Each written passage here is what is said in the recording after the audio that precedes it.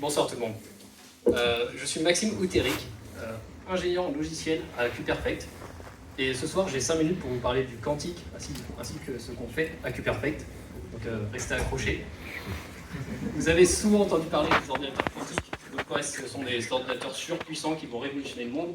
Et on propose souvent cette image de labyrinthe où un ordinateur classique va essayer de faire tous les chemins un par un, alors qu'un ordinateur quantique va réussir à tous les faire en même temps pour trouver quelle est la solution optimale pour sortir de ce labyrinthe.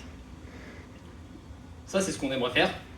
Et pour vous aider, pour aider les entreprises à pousser la recherche, à développer leur application quantique qui permettront ce genre d'accélération, nous proposons des composantes logicielles afin de les aider. Notre premier produit, c'est Mimic. Donc c'est un simulateur qui tourne sur nos serveurs via le cloud, auquel nos utilisateurs ont accès.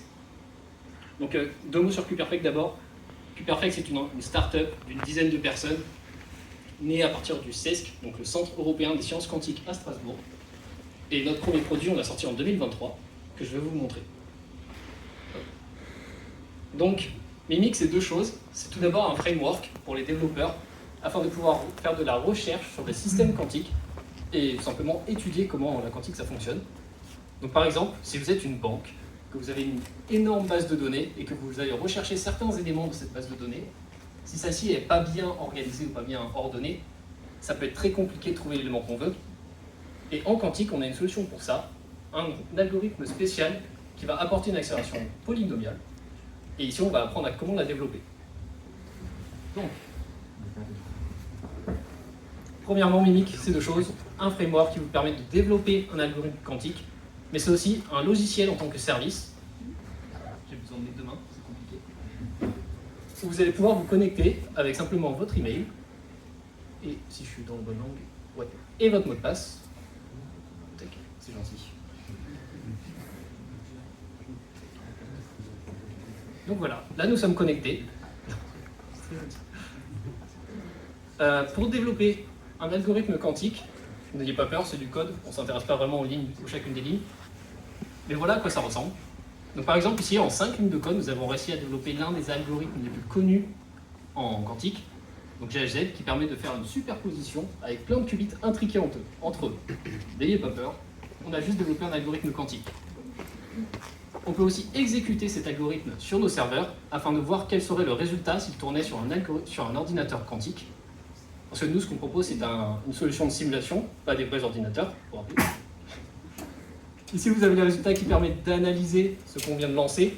Donc tout ce qu'on voit simplement, c'est que sur 500 essais, on a récupéré le résultat 111, pardon, sur 1000 essais, on a récupéré le résultat 111 500 fois, et pareil pour 0. C'est ce qu'on attend. En général, on a un problème en quantique pour faire de la recherche, c'est qu'on a besoin de vraiment beaucoup de qubits. Simplement 10, 15, voire 30 qubits, c'est parfois pas assez. Il faut qu'on aille au-delà. Le problème, c'est que lors de la simulation, déjà pour simuler 30 qubits, on va avoir besoin de déjà 16 gigaoctets de mémoire, qui est OK, tous les laptops peuvent le faire.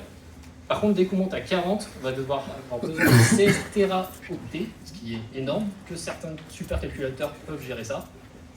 Et pour monter à 50, on a besoin de 16 pétaoctets, et ça c'est juste tout simplement impossible, même pour le meilleur supercalculateur aujourd'hui.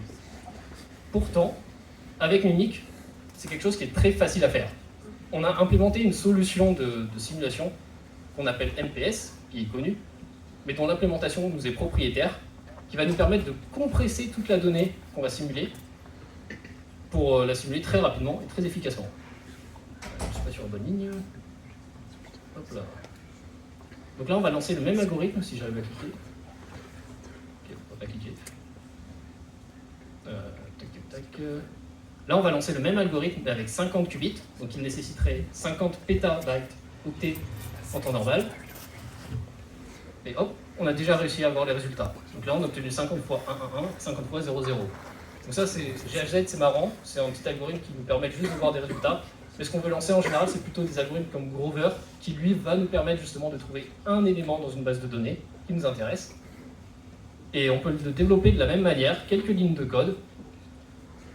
Donc si vous voulez voir l'algorithme, ici on le lance sur 3 qubits, ça ressemble à ça. Et on peut l'exécuter de la même manière qu'un algorithme très simple. en récupérant les résultats instantanément. Ici, par exemple, vous avez la valeur qu'on aurait obtenue si on avait une liste, on aurait eu l'élément 3 qui nous intéresserait. On peut le monter jusqu'à 64 qubits, aucun problème. Et c'est comme ça que nos développeurs utilisent notre application. Très bien. Merci pour votre attention.